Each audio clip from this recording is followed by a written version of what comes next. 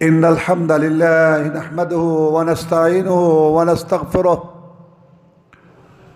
ونعوذ بالله من شرور أنفسنا ومن سيئات أعمالنا من يهده الله فلا مضل له ومن يضلله فلا هادي له وأشهد أن لا إله إلا الله وحده لا شريك له وأشهد أن محمدًا عبده ورسوله صلى الله عليه وسلم. أما بعد فإن خير الحديث كتاب الله وخير الهدي هدي محمد صلى الله عليه وسلم وشر الأمور محدثاتها وكل محدثة بدعة وكل بدعة ضلالة وكل ضلالة في النار. فأعوذ بالله من الشيطان الرجيم. سيقول السفهاء من الناس ما ولاهم عن قبلتهم التي كانوا عليها قل لله المشرق والمغرب يهدي من يشاء إلى صراط مستقيم وكذلك جعلناكم أمة وسطا لتكونوا شهداء على الناس ويكون الرسول عليكم شهيدا. اللہ مالک الملک احکم الحاکمین نے ہم سب کو اپنی عبادت کے لیے پیدا کیا اور عبادت کے لیے قبلہ ہوتا ہے، یعنی عبادت اللہ کی کرنی ہے تو منہ کدھر کرنا ہے عبادت کے وقت؟ عبادت کی سب سے کامل مکمل شکل نماز ہے، تو نماز میں منہ کدھر کرنا ہے یہ بھی اللہ بتائے گا نا، کہ عبادت کس کی کرنی ہے؟ اللہ تعالیٰ کی، اور کیسے کرنی ہے جیسے اللہ تعالیٰ کہے گا اور اپنے رسول صلی اللہ علیہ وسلم کے ذریعے بتائے گا. تو عبادت کے اندر قبلہ بھی ہوتا ہے، تو قبلہ بھی تو اللہ تعالیٰ نے مقرر کرنا ہے. چنانچہ اللہ تعالیٰ نے ابراہیم علیہ السلام کے ذریعہ کعبہ کی تعمیر کرائی، بیت اللہ شریف کی، اور کہا کہ یہ ہے قبلہ. تو ابراہیم علیہ السلام ادھر منہ کر کے نماز پڑھتے تھے.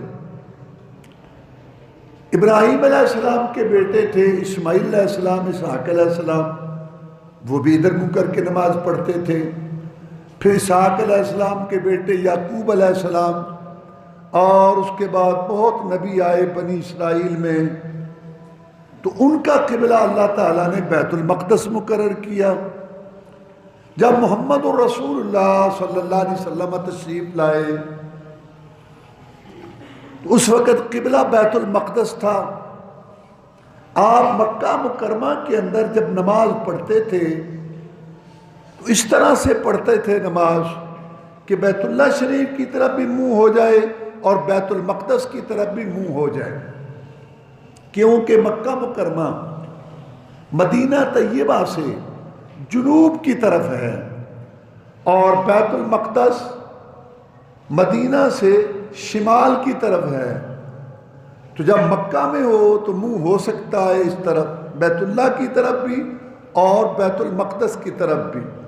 تو آپ نماز کے ٹائم کھڑے ہوتے تھے حجر اسود رکن یمانی کے درمیان کہ بیت اللہ کی طرف بھی منہ ہو جائے اور اس کے بعد آگے بیت المقدس کی طرف بھی منہ ہو جائے.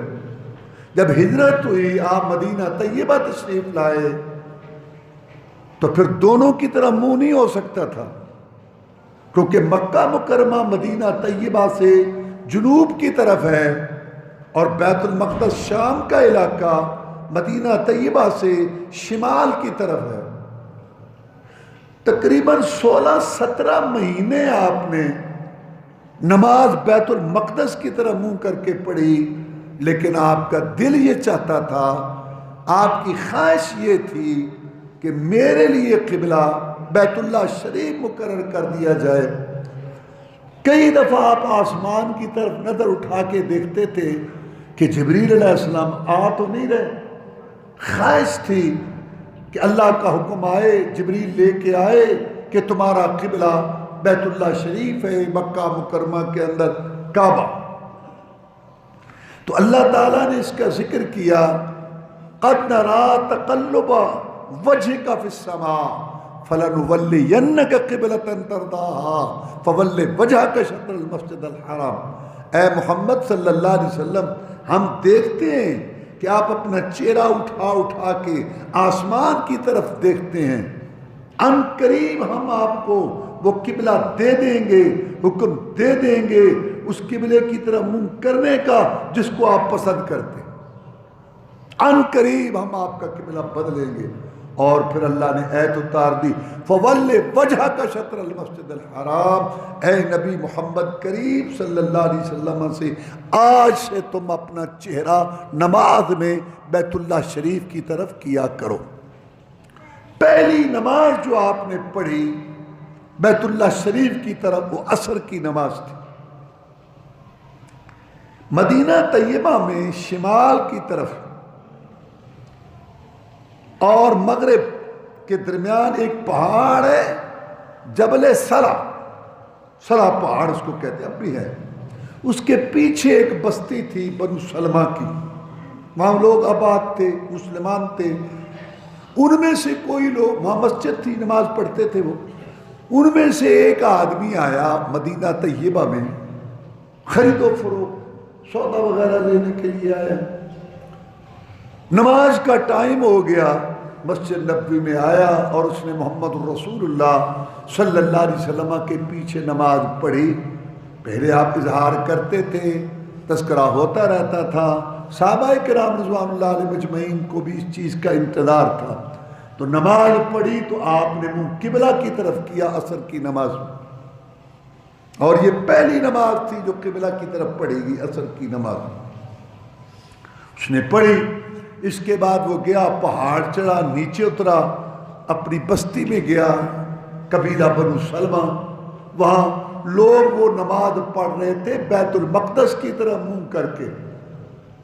تو اس نے جب دیکھا کہ قبلہ تو تبدیل ہو چکا ہے اور ان کو پتہ ہی نہیں ہے ابھی، تو اس نے کھڑے ہو کے کہا کہ اللہ کی قسم میں گواہی دیتا ہوں کہ میں ابھی جو ہے نا نماز پڑھ کے آیا ہوں جناب محمد الرسول اللہ صلی اللہ علیہ وسلم کے پیچھے، اور بیت اللہ شریف کی طرف آپ نے منہ کیا.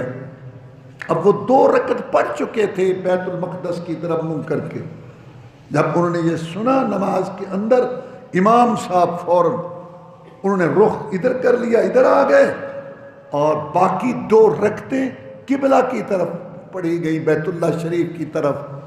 اور اس مسجد کا نام پڑ گیا مسجد قبلتین. ابھی بھی وہ مسجد موجود ہے، یعنی وہ مسجد جس میں ایک نماز 2 قبلوں کی طرف پڑھی گئی. کیا اطاعت ہے صحابہ کرام رضوان اللہ علیہ مجمعین میں، اور کیا ان کے دل میں احترام ہے محمد الرسول اللہ صلی اللہ علیہ وسلم کا، اور کیا تابعداری ہے. نماز میں تھے، ایک آدمی نے آ کے کہا کہ میں ابھی نماز پڑھ کے آیا ہوں، قبلہ بدل چکا ہے. رسول اللہ صلی اللہ علیہ وسلم کی سنت اب یہ ہے کہ قبلے کی طرف منہ کرو. جب رسول اللہ صلی اللہ علیہ وسلم کی سنت سنی، رسول اللہ صلی اللہ علیہ وسلم کا طریقہ سنا، آپ کا عمل انہوں نے سنا، فوراً اس پہ عمل کیا. اور آج 10 پشتی مسلمان ہیں، 10 ہزار مرتبہ کلمہ شریف پڑھتے ہیں، مدینہ مدینہ کرتے ہیں، اور ہمیں رسول اللہ صلی اللہ علیہ وسلم سے بڑا پیار، بڑی محبت ہے. حدیث دکھاؤ، قرآن مجید کے بعد صحیح ترین کتاب بخاری شریف، سب کا اتفاق ہے. سامنے رکھو حدیث، سورۃ فاتحہ کی رکھو، رفع دین کی رکھو، آمین کی رکھو، حلال کھانے کی رکھو، کپڑا ٹخنوں سے اوپر کرنے کی رکھو، شکل صورت لباس کی رکھو، مال کمانے خرچ کرنے کی رکھو، بیوی بیٹے کے لباس کو متعلق رکھو، کوئی حدیث رکھو.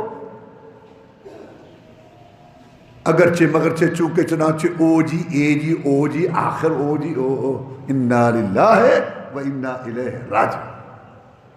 کوڑ ہیں، کوڑ جو دلوں میں بیٹھے ہوئے ہیں، سب زبانی کلامی بات ہے کہ ہم رسول کی بات مانتے ہیں.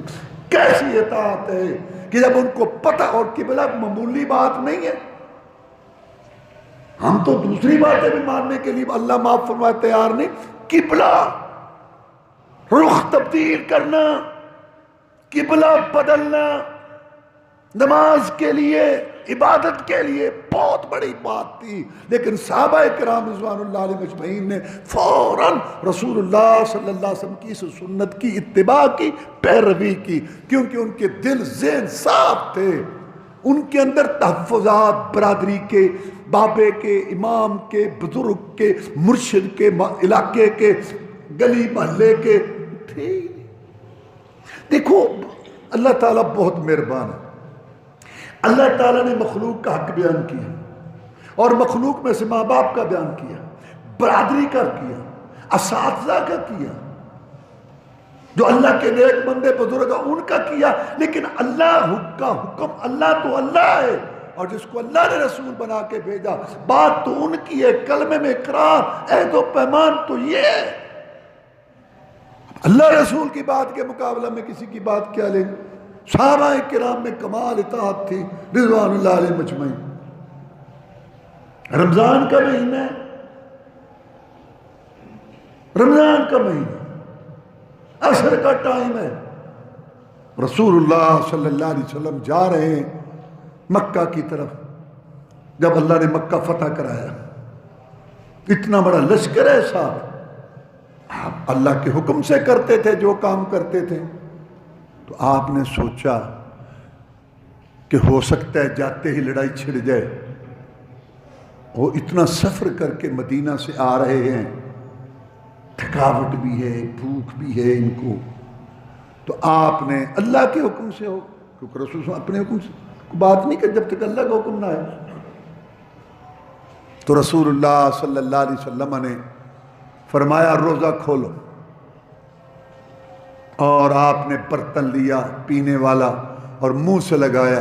صحابہ کرام رضوان اللہ علیہ مجمعین نے جب دیکھا کہ اللہ کا رسول رمضان میں عصر کے ٹائم پی رہا ہے، تو سب صحابہ کرام رضوان اللہ علیہ مجمعین نے اپنے مشکیزے کھولے اور پانی پینا شروع کر دیا۔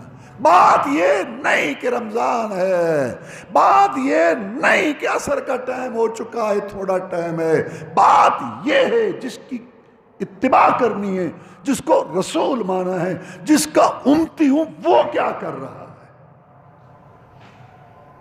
یہ ہے اطاعت، یہ ہے رسول ماننا، وہ کیا کر رہا ہے۔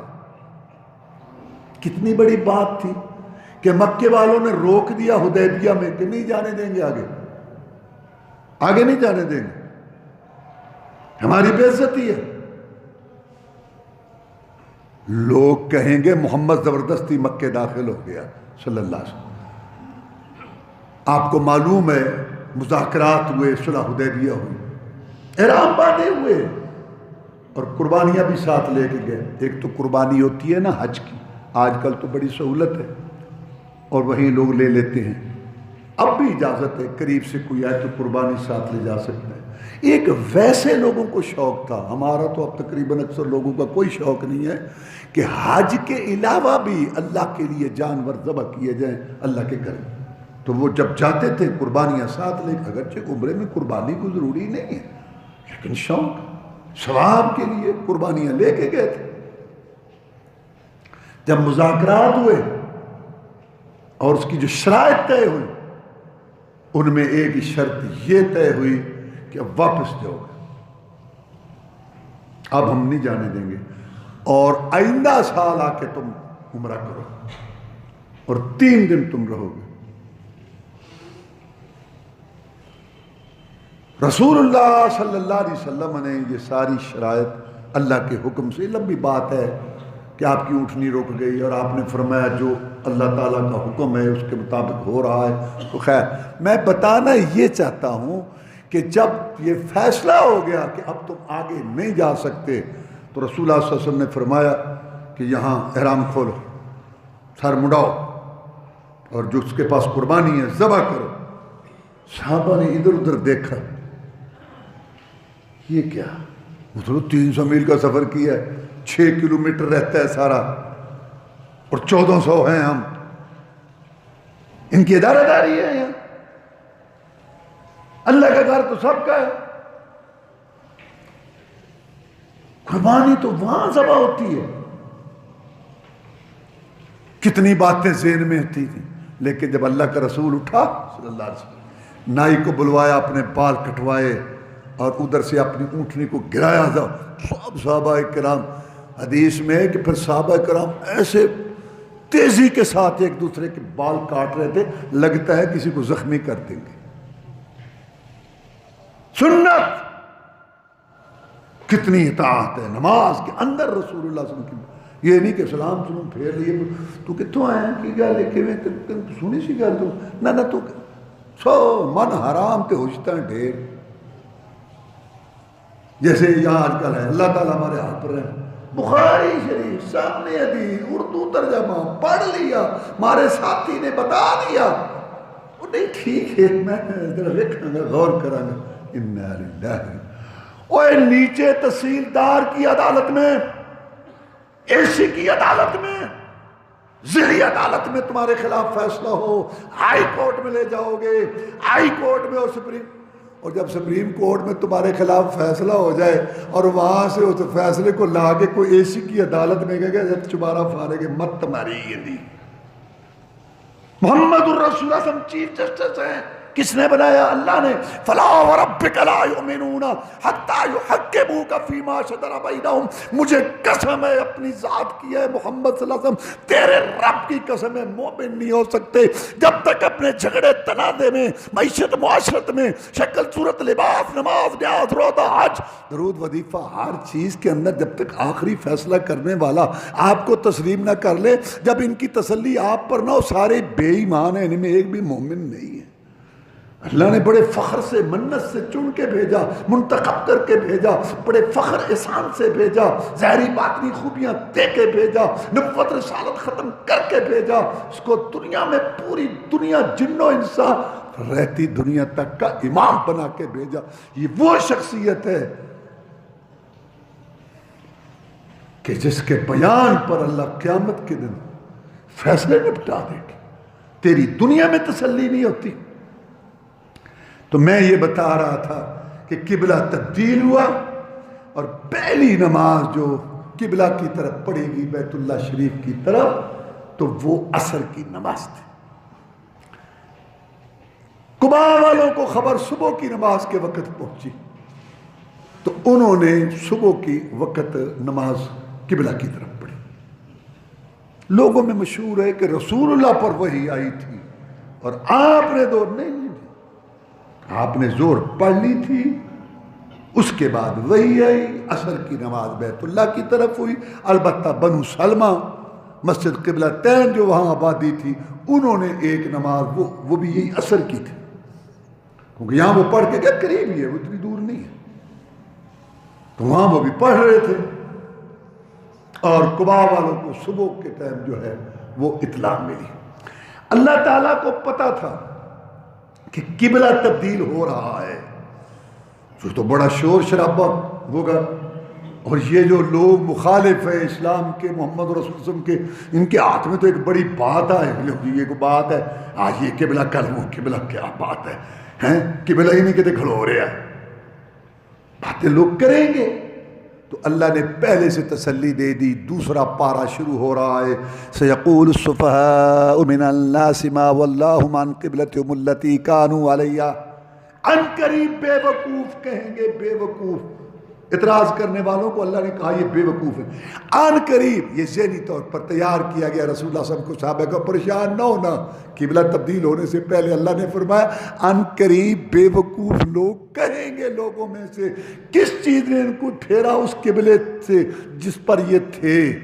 تو اللہ نے اس کا جواب دیا بڑا موٹا اور بڑا پکا، قل للہ المشرق والمغرب یہدی من یشاء الی صراط مستقیم، نبی کہہ دینا مشرق بھی اللہ کی، مغرب بھی اللہ کی، ساری سمتیں اللہ کی، ساری جہتیں اللہ کی۔ مسئلہ اصل یہ ہے کہ اللہ کی عبادت کرنی، منہ کدھر کرنا ہے، جدھر کہے ادھر کر۔ اور پھر اللہ نے یہ بھی بیان کیا، یہ جو اعتراض کرتے ہیں یہودی، ان کا قبلہ کون سا ہے؟ بیت المقدس کا ایک کونا، صخرہ بیت المقدس، اور وہ جو عیسائی ہیں ان کا قبلہ کون سا ہے؟ بیت المقدس کا مشرقی حصہ۔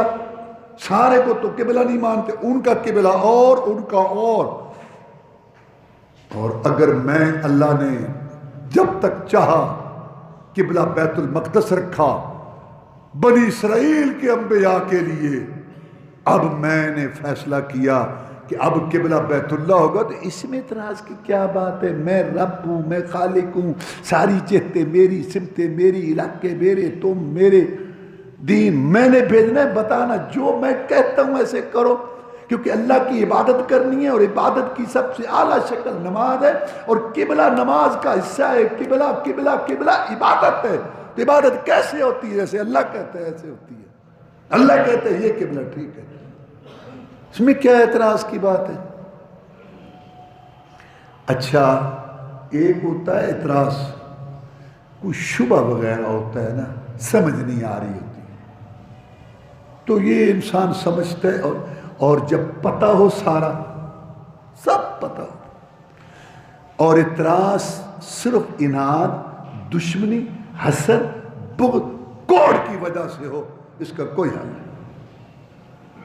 اور ان کا اعتراض جو تھا وہ اس پر مبنی تھا۔ سنو، مکے والے کہتے تھے اعتراض کرتے ہوئے، محمد کہتا ہے صلی اللہ علیہ وسلم کہ میں نبی ہوں، میں رسول ہوں، اور میں ابراہیم علیہ السلام والی ملت لے کے آیا ہوں، اور میں ابراہیمی ہوں۔ اچھا، تو ابراہیمی ہے، تو ابراہیم علیہ السلام نے یہ قبلہ بنایا تھا بیت اللہ، ادھر تو منہ نہیں کرتا، یہاں کھڑے ہو کے نماز پڑھ کے منہ ادھر کو کرتا ہے، مدینہ بھی جا کے ادھر کو منہ کرتا، تو کہاں سے ابراہیمی ہے؟ تو ابراہیمی نہیں ہے، ابراہیم کا قبلہ تو یہ ہے۔ مکے والوں کا یہ اعتراض تھا، کہتا ہے میں ابراہیمی ہوں، اور ابراہیم کا قبلہ اس کو اچھا نہیں لگتا علیہ السلام، یہ اعتراض تھا مکے والوں کا۔ جب قبلہ تبدیل ہو گیا اور قبلہ بیت اللہ شریف ہو گیا، جو ابراہیم علیہ السلام نے بنایا تھا وہ قبلہ مقرر ہو گیا، اب اعتراض ختم ہو جانا چاہیے تھا نا، اب اعتراض ختم ہو جانا چاہیے تھا، نہیں، اس کی شکل بدل گئی، انداز بدل گیا، لیکن اعتراض باقی رہا۔ کہنے لگ گئے آ گیا نا واپس، ہم کہتے تھے باپ دادا کا مذہب چھوڑ گیا ہے، باپ دادا کا مذہب اس کو اچھا نہیں لگتا، اب امید لگ گئی ہے، اب امید لگ گئی ہے، باپ دادے کے قبلے پر آ گیا ہے، اب ان قریب باپ دادا کے دین مذہب پر بھی آ جائے گا۔ لو، یہودیوں کا اعتراض تھا، کہتا ہے کہ یہودی غلط ہے، ہماری مخالفت کرتا ہے، ہر بات میں ہماری مخالفت، ہر بات میں ہماری مخالفت، قبلہ تو ہمارا ہی ملا نا، اگر ہم اتنے ہی غلط ہیں تو ہمارا قبلہ کیسے اچھا ہو گیا بھی؟ یہودیوں کا یہ اعتراض تھا، عام یہودیوں کا یہ اعتراض تھا۔ تو جب قبلہ تبدیل ہو گیا، اعتراض ختم ہو جانا چاہیے تھا، نہیں ہوا، یہودیوں نے شور ڈال دیا، لو جی لو، تم عرب کے بدو ان پاڑ بت پرست، تمہیں کسی بات کا پتہ نہیں، ہم نبیوں کی اولاد، رسولوں کی اولاد، نبی زادے، رسول زادے، پیغمبر زادے، پہلی کتابوں کے وارث، ہم تمہیں کہتے نہیں تھے کہ یہ وہ آخری نبی نہیں ہے جس کی خبریں، جس کے تذکرے پہلی کتابوں میں، یہ وہ نہیں، مانتے نہیں تھے، اب لگ گیا نا پتہ، وہ نبیوں والا قبلہ چھوڑ دیا۔ سنو، جیسے اس کے قبلے کا اعتبار نہیں نا، کبھی ادھر منہ کرو کبھی ادھر منہ کرو، ایسے اس کے دین، اس کی نبوت کے دعوے، رسالت کے دعوے کا بھی کوئی اعتبار نہیں، معاذ اللہ، جیسے یہ بات غلط ہے ایسے وہ غلط ہے۔ یہودیوں کا اعتراض بدل گیا۔ تو میں نے بتایا نا کہ اعتراض اگر کسی شبہ، کسی بات کو سمجھنے کے لیے ہو تو پھر تو وہ ہو جاتا ہے، اور اگر اعتراض، اناد، حسد، بغض، مخالفت برائے مخالفت کی وجہ سے ہو، آدمی مر جاتا ہے اور اس کی وہ بات ختم نہیں ہوتی۔ یہ تو تھے عام یہودی، اور جو ان میں بڑے تھے نا، بڑے علماء بڑے بڑے جو علماء تھے وہ سوچتے تھے کہ یار باقی تو اس میں باتیں پوری ہیں کتاب والی، کیونکہ قرآن کہتا ہے الذین یتبعون الرسول النبی الامی الذی یجدونہ مکتوبا عندہم فی التوراۃ والانجیل، یہ وہ رسول ہے جس کے تذکرے اپنی کتابوں میں پاتے ہیں، اس کی نشانیاں پاتے ہیں، اس کے احوال پاتے ہیں، تورات اور انجیل کے اندر موجود ہیں۔ تو جب رسول اللہ صلی اللہ علیہ وسلم کا آنا موجود تھا، مکہ میں پیدا ہونا موجود تھا، اور اس کا دشمنوں پہ غالب آنا موجود تھا، جیسے پہلی کتابوں میں موجود تھا کہ وہ تحفہ قبول کرے گا اور وہ صدقہ نہیں کھائے گا اور وہ غالب آئے گا اپنے مخالفین پر، ایسے اس میں یہ بھی موجود تھا کہ اس کا قبلہ بیت اللہ ہوگا مکے والا۔ تو یہ جو بڑے بڑے علماء تھے نا، آپس میں بیٹھ کے بات کرتے تھے، یار باقی باتیں تو اس میں ساری پوری ہیں، یہ وہی رسول نبی ہے۔ چھپاتے تھے نا، قرآن کہتا ہے چھپاتے ہیں، یعرفونہ کما یعرفون ابناءہم، ان کو ایسے پتہ ہے کہ یہ رسول ہے اور اس کا قبلہ وہ ہوگا بیت اللہ، جیسے اپنے بیٹوں کو پہچانتے ہیں۔ تو کہنے لگے باقی تو ساری باتیں پوری ہیں، پہلی کتابوں کے مطابق قبلے والی گل جڑی ہے نا یہ نہیں سمجھ آ رہی، اگر یہ وہ رسول ہے تو اس کا قبلہ تو وہ ہونا چاہیے مکہ کے اندر جو ہے، یہ نہیں گل پہ۔ اور جب قبلہ تبدیل ہو گیا، اللہ کہتا ہے ان کی یہ رڑک بھی شبہ بھی ختم ہو گئی۔ قبلہ پر انہوں نے بہت بات کی، تو اللہ تعالیٰ نے یہ بات ارشاد فرمائی کہ اللہ کی ساری سمتیں ہیں، ساری جہتیں۔ سیدہ عائشہ، اصل میں ان کو یہ تکلیف تھی کہ جو سب سے افضل قبلہ، کیونکہ قرآن کہتا ہے ان اول بیت وضع للناس للذی ببکۃ مبارکا وہدی للعالمین، اور یہ بات پہلی کتابوں میں بھی تھی کہ سب سے پہلا گھر جو اللہ نے مقرر کیا وہ یہ ہے۔ اصل حسد ان کو یہ تھا کہ قبلہ بھی ان کو سب سے اچھا مل گیا۔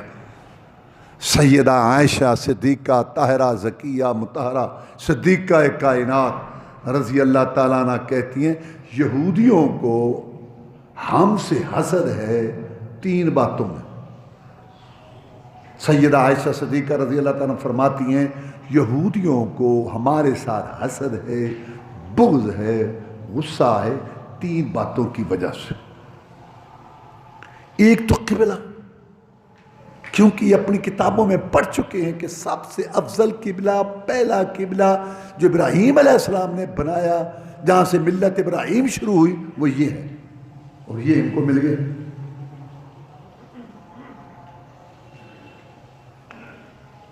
اور دوسری بات جمعے کا دن، میں کئی دفعہ کہتا ہوں جمعے کا خیال کیا کرو جو 7ویں دن آتا ہے۔ رسول اللہ صلی اللہ علیہ وسلم نے فرمایا، صحیح حدیث ہے، کہ جب سے اللہ نے زمین آسمان بنائے،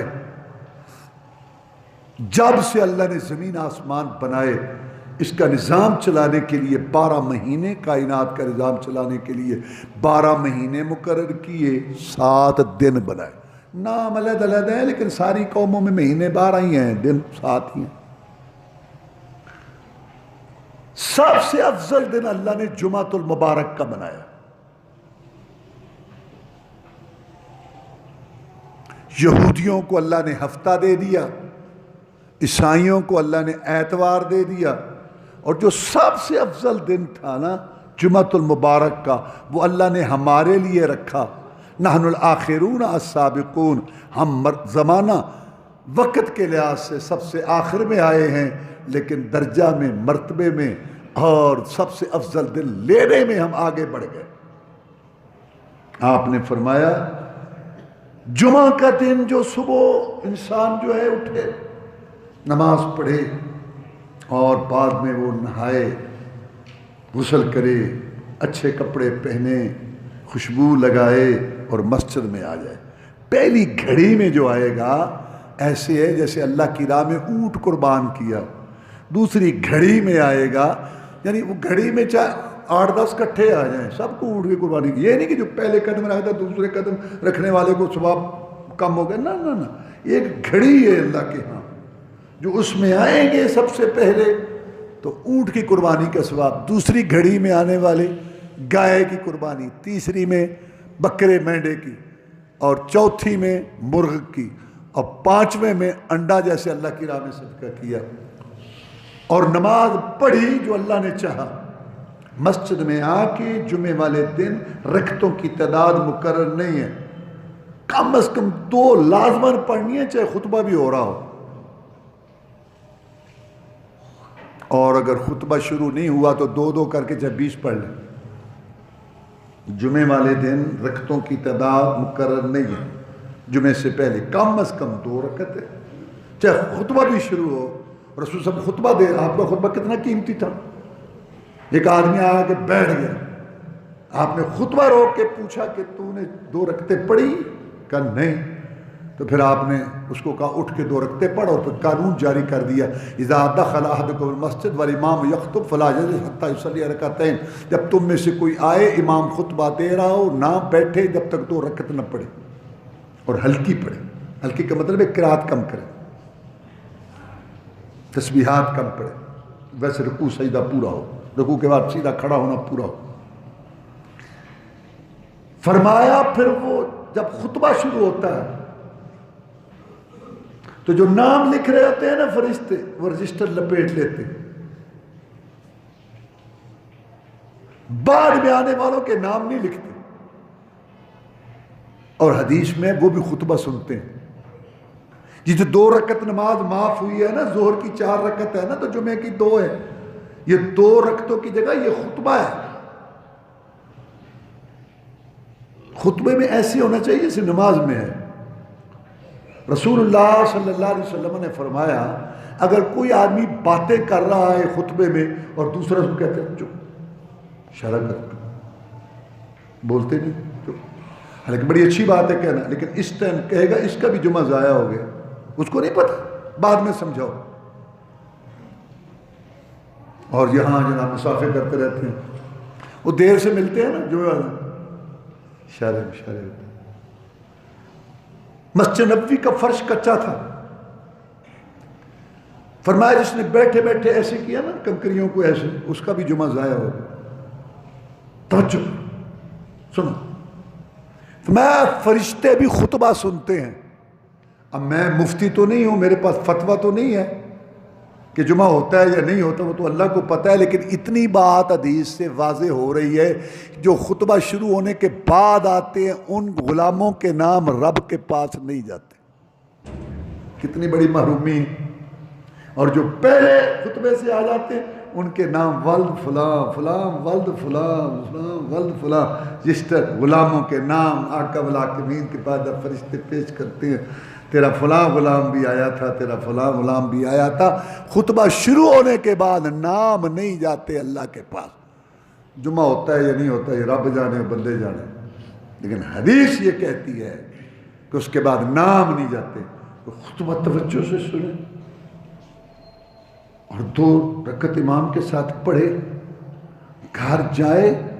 رسول اللہ صلی اللہ علیہ وسلم نے فرمایا 7 دن یہ اور 3 دن اور 10 دنوں کے اللہ گناہ معاف کر دیتے۔ یہ جمعہ تجھے اوورآل کرنے کے لیے، جمعے کو جمعہ سمجھ، لوگوں کو توجہ ہی نہیں۔ ایک حکومت نے چھٹی کر دی، وہ ختم کر دی ہے،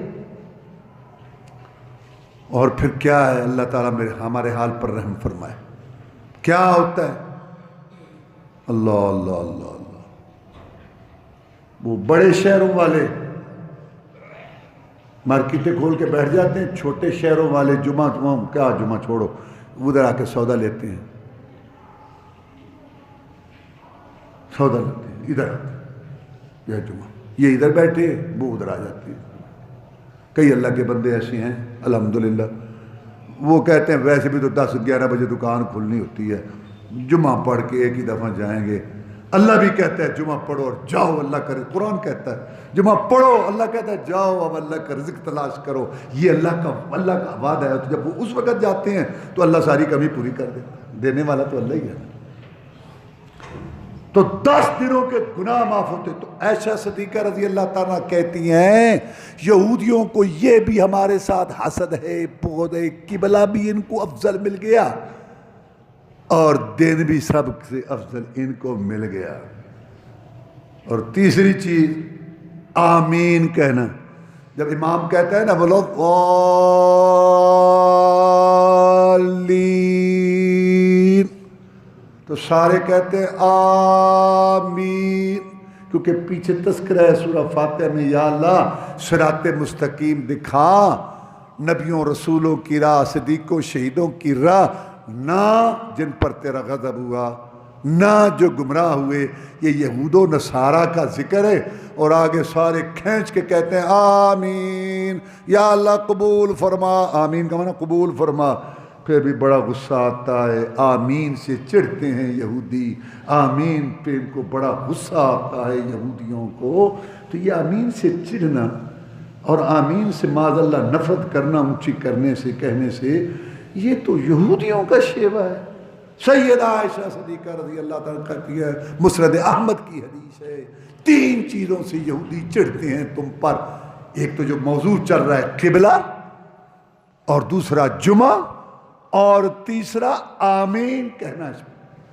اچھا، کچھ صحابہ کرام رضوان اللہ علیہ مجمعین نے آپس میں باتیں کرنی شروع کر دی کہ قبلہ تبدیل ہونے سے پہلے جن لوگوں نے بیت المقدس کی طرف نمازیں پڑھیں اور ان کو موقع نہیں ملا ایک بھی نماز بیت اللہ شریف کی طرف منہ کر کے نہیں پڑھی، ان کا کیا بنے گا؟ ان کی نمازوں کا کیا بنے گا؟ تو اللہ نے آیت اتار دی، وَمَا كَانَ اللَّهُ لِيُضِيعَ إِيمَانَكُمْ، نہیں ہے اللہ تعالیٰ کہ تمہارے ایمان ضائع کرے، یعنی تمہاری نمازیں ضائع کرے. جنہوں نے ادھر منہ کر کے نمازیں پڑھی تھیں وہ قبول ہے، کیونکہ اس وقت قبلہ وہ تھا. تو اللہ نے یہاں نماز کو ایمان کہا ہے، جس کا مطلب ہے ایمان کا بہت بڑا حصہ نماز. جو نماز نہیں پڑھتے پتہ نہیں کیسا ایمان ہے ان کا. اللہ نے نماز کو ایمان کہا ہے. کیا مطلب ہے اس کا؟ قرآن ہے، وَمَا كَانَ اللَّهُ لِيُضِيعَ إِيمَانَكُمْ، اللہ تمہارے ایمان ضائع نہیں کرتا، یعنی وہ نمازیں نہیں ضائع کرتا. کیا مطلب ہے؟ نماز ہے تو ایمان ہے، نماز نہیں ایمان نہیں. بہت اچھا فکر ہے جو لکھا ہوتا ہے لوگوں کو سمجھانے کے لیے. میں بھی کہتا ہوں کئی دفعہ، جو تیرا ایمان تجھے گھر سے مسجد میں نہیں لا سکتا، وہ تجھے قبر سے جنت میں لے جائے گا. اور نماز کے لیے تو کعبہ کا طواف بند ہو جاتا ہے، تیرا کاروبار نہیں بند ہو سکتا. نماز کے لیے تو کعبہ کا طواف بند ہو جاتا ہے، تیرا کاروبار نہیں بند ہو سکتا. اچھا، ایک بات ذہن میں آتی ہے، کیا کہ اللہ تعالیٰ نے شروع سے یہ قبلہ کیوں نہیں بنا دیا؟ پہلے وہ قبلہ بنایا، بعد میں یہ بنایا. کیا حکمت ہے اس میں؟ اللہ نے اس کا ذکر کیا، وَمَا جَعَلْنَا الْقِبْلَةَ الَّتِي كُنْتَ عَلَيْهَا إِلَّا لِنَعْلَمَ مَنْ يَتَّبِعُ الرَّسُولَ مِمَّنْ يَنْقَلِبُ عَلَىٰ عَقِبَيْهِ. یہ ٹریننگ تھی، پہلے ہم نے وہ قبلہ بنایا، پھر یہ بنایا، اس لیے تاکہ لوگوں پر واضح ہو جائے کہ پکے مسلمان کون سے ہیں جو رسول کے پیچھے پیچھے چلتے. سنا نا نماز کے اندر کیسے قبلہ، اور وہ جو ڈھیلے ڈھالے منافق قسم کے یہ کیا وہ کیا. یہ اللہ کہتے ٹریننگ تھی، آزمائش تھی. کون نبی کے پیچھے چلتا ہے اور کون پیچھے ایڑیوں پر پھر جاتا ہے. ایک فرقہ پیدا ہو چکا ہے، ویسے تو شروع سے جراثیم تھے اس کے کئی صدیوں سے، لیکن آج کل بڑا کہ جن کو منکر حدیث کہتے ہیں. کہتے جی بس جی ہم اسلام کے ماننے والے لوگ ہیں، ہم مسلمان ہیں، ماشاءاللہ ہم مسلمان ہیں جی، لیکن قرآن کافی ہے، حدیث کو کوئی اعتبار نہیں.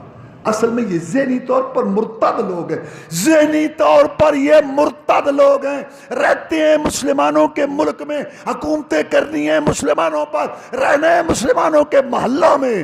انہوں نے سوچا سانپ بھی مر جائے، لاٹھی بھی بچ جائے، کان ادھر سے ادھر. وہ جی ہم تو قرآن، حالانکہ ان کو سب پتہ ہے ان کو کہ بغیر حدیث کے قرآن سمجھ نہیں آ سکتا. اللہ کہتا ہے نماز پڑھو، قرآن میں تو نہیں ہے، کیسے پڑھو؟ کون بتائے گا؟ حدیث بتائے گی تو نماز تو چھٹی. قرآن کہتا ہے زکوٰۃ دو، کیسے دیں گے، کتنی دیں؟ قرآن حدیث بتا، یہ نہیں حدیث کے بغیر قرآن مجید ایک سیکنڈ کے لیے نہیں سمجھ آ سکتا۔ سن لو مسئلہ، قرآن اور حدیث میں یہ تو فرق ہے کہ قرآن سارے کے سارے اس کے الفاظ، سارے اس کے حروف اللہ کی طرف سے آئے، حدیث اللہ کی طرف سے الفاظ نہیں آئے، اللہ نے ذہن میں ڈالا محمد رسول اللہ کے، آپ نے اپنے الفاظ سے وہ بات سمجھائی جو اللہ تعالیٰ نے ذہن میں ڈالی تھی۔ یہ فرق ہے قرآن اور حدیث میں۔ علمی اصطلاح میں قرآن سارا متواتر ہے، حدیث سب متواتر نہیں ہے۔ قرآن کی نماز میں تلاوت ہوتی ہے، حدیث کی ایسی نہیں ہوتی، یہ فرق ہے۔ قرآن کے ایک ایک حرف پہ 10 نیکیاں، الف لام میم، الف کی علیحدہ نیکیاں، لام کی علیحدہ، میم کی علیحدہ 30 نیکیاں۔ حدیث کے پڑھنے کا ثواب ہے ایک ایک حرف کا، وہ اس طرح نہیں ہے، یہ فرق ہے۔ لیکن شریعت ثابت ہونے میں، حلال حرام ہونے میں، مسئلہ ثابت ہونے میں، عقیدہ رکھنے میں، یقین رکھنے میں، ایمان رکھنے میں، قرآن حدیث میں کوئی فرق نہیں، دونوں اللہ کی طرف سے آئے ہیں۔ اور یہ جو میں نے بات اب کہی ہے، قرآن میں ایک نہیں، دو نہیں، تین نہیں، 20 آیتیں ہیں، 20 آیتیں جو محمد رسول اللہ صلی اللہ علیہ وسلم کی یہ 30 منواتی ہیں۔ یہ جو آپ موضوع سن رہے ہیں اس میں بھی سن لو، اللہ کیا کہتا ہے، وَمَا جَعَلْنَا الْقِبْلَةَ الَّتِي كُنْتَ عَلَيْهَا، نہیں بنایا تھا ہم نے وہ قبلہ جس پر تو تھا، پہلے اس قبلے کو ہم نے بنایا تھا۔ قرآن میں تو کوئی نہیں ہے کہ بیت المقدس کی طرف منہ کرو۔ اللہ نے کہا نا ہم نے نہیں بنایا تھا وہ قبلہ جو پہلے تھا، مگر اس لیے کہ ہم ان کو دیکھیں کیا کر رہے ہیں، ان کی آزمائش تھی۔ تو اس کا مطلب ہے جو بیت المقدس کی طرف نبی نماز پڑھ کے منہ کر کے نماز پڑھتا رہا، بیت المقدس کی طرف جو منہ کر کے رسول اللہ صلی اللہ علیہ وسلم نماز پڑھتا رہا اور صحابہ کو پڑھاتا رہا، یہ قبلہ اللہ نے مقرر کیا تھا۔ قرآن کہتا ہے کہ میں نے مقرر کیا تھا، اللہ کہتا ہے یہ قبلہ ہم نے مقرر کیا تھا۔ قرآن میں تو کوئی نہیں ہے کہ بیت المقدس کی طرف منہ کرو۔ کس نے مقرر کیا تھا؟ صحابہ کو کس نے کہا تھا کہ بیت المقدس کی طرف منہ کرو؟ محمد الرسول اللہ نے کہا تھا صلی اللہ علیہ وسلم۔ محمد الرسول اللہ صلی اللہ علیہ وسلم کا کہنا اللہ کا کہنا ہے، کیونکہ اللہ کہتا ہے وہ قبلہ جس پر تو پہلے تھا وہ ہم نے اس لیے نہیں بنایا تھا کہ آزمائش ہو۔ اس کا مطلب جیسے قرآن اللہ کی طرف سے آیا، ایسے نبی کا فرمان بھی اللہ کی طرف سے آیا۔ یہ ذہنی طور پر مرتد لوگ ہیں، رہتے ہیں مسلمانوں میں، انکار کریں تو کفر کا فتویٰ لگتا ہے۔ انہوں نے اپنے آپ کو سیو کرنے کے لیے جی بس آپ مسلمان ہیں، قرآن حدیثوں کا تو کوئی اعتبار ہی کوئی نہیں۔ ایڈا پوڑا سمجھے ہے تسی مسلمانوں نو، سانو تسی ایڈا پوڑا سمجھے ہے؟ سب ہمیں پتہ ہے تم ذہنی طور پر مرتد لوگ ہو۔ حدیث بریک لگاتی ہے، تم اس سے جان چھڑانا چاہتے ہو قرآن اور چھوڑے لوگ سادے ان کے پاس علم۔ یہ لمبا موضوع، ایک بات میں نے کر دی کہ یہ آیت بھی بتا رہی ہے حجیت حدیث، رسول اللہ صلی اللہ علیہ وسلم کا مقام بتا رہی۔ اللہ کہتا ہے یہ قبلہ ہم نے پہلے بنایا تھا، حالانکہ قرآن میں کوئی آیت نہیں کہ بیت المقدس کی طرف منہ کرو۔ کس نے کہا تھا کدھر منہ کرو؟ محمد رسول اللہ نے کہا تھا صلی اللہ علیہ وسلم۔ وآخر دعوانا الحمدللہ۔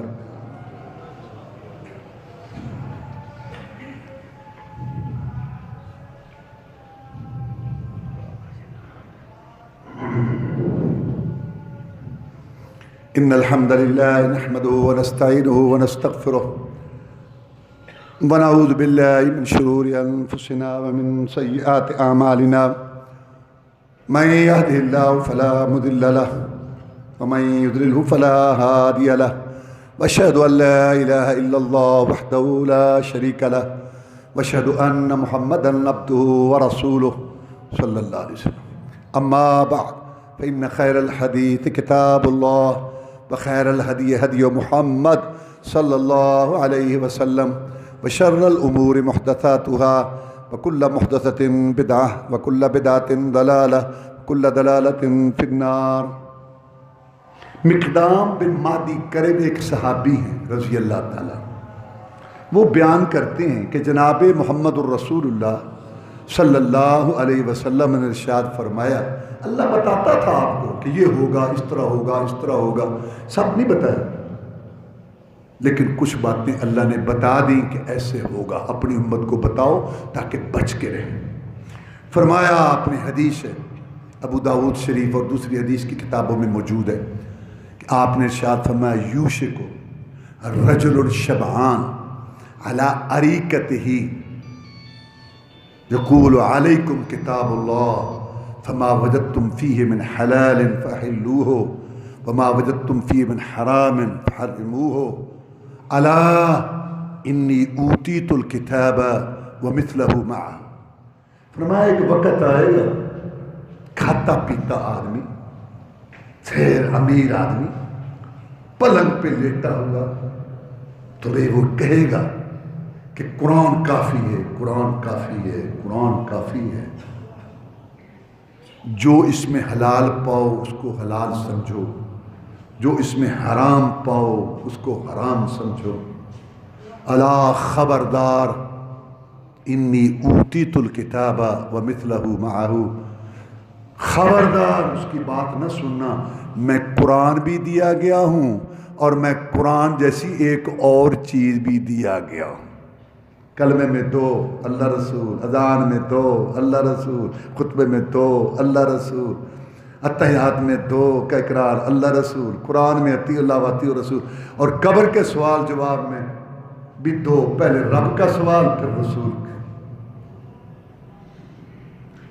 یہ جو آپ نے کہا نا کھاتا پی، اس کا مطلب امیروں کا فتنہ ہے. امیروں کے پاس مال ہوتا ہے بہت زیادہ، وہ چاہتے ہیں کہ اس سے گلچھرے اڑائیں. حدیث بریک لگاتی ہے، حدیث روکتی ہے.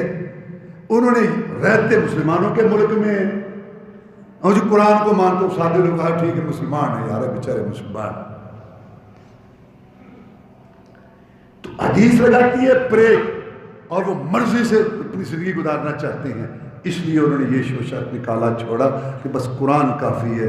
رسول اللہ فرمایا ان کی بات نہ ماننا خبردار.